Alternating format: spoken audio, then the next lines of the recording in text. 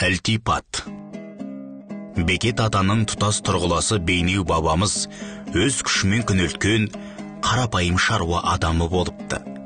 Оның ең бір ерекше қасиеті ерінуді білмейтін еңбекқорлығы екен. Бейнеудің қонысы ең даладағы жалғыз үй болған деседі.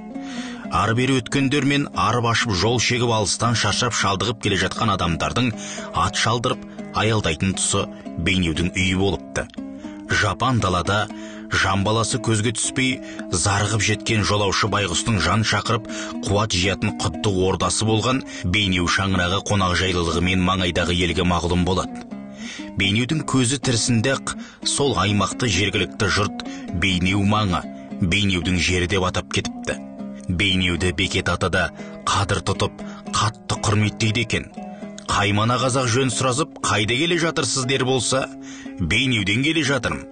Қайда бара жатырсыз десе, Бейнеуге барам деп асқақ үнмен айтады екен.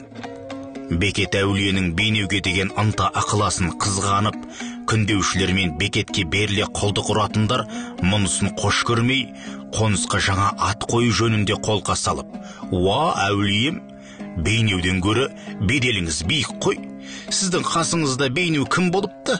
Сондықтан осы жерді сіздің есіміңізбен атаса қалай болар екен» деп ұсыныс білдіргенде атамыз, «Жоқ қарақтарым, олай етуге болмайды.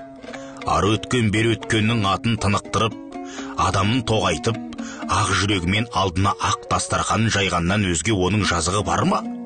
Бір кісі болса, Бейнеуде ақ болсын. Керек десе, Бейнеуге бұл ықыластың өзі аздық етеді. Әуелі өздерің Бейнеудей болып алыңдар. Ел берген есімге мен билік айта алмайым» деп берекесіздердің бетін қайтарып тастапты. Адамға деген адалдық, ізгілік пен ілтипат, кісіге деген кішіпейілдіктің үлгісі осындай-ақ болар. Бүгінде Маңғыстау облысында Бейнеу бабамыздың атында басқаны былай қойғанда бір емес екі бірдей елді мекен бар. Оның бірі ескі Бейнеу делінсе, бірі жай ғана Бейнеу деп аталады. Екінші Бейнеу білдей бір ауданның орталығы, қала типтес. Аудан атына да Бейнеу есімі берілген. Ескі Бейнеуде де ел бар, азын шоғын адай перзенттері тұрады. Ең бастысы, ер Бекеттің мешіті мен ескі қорымдар да осында.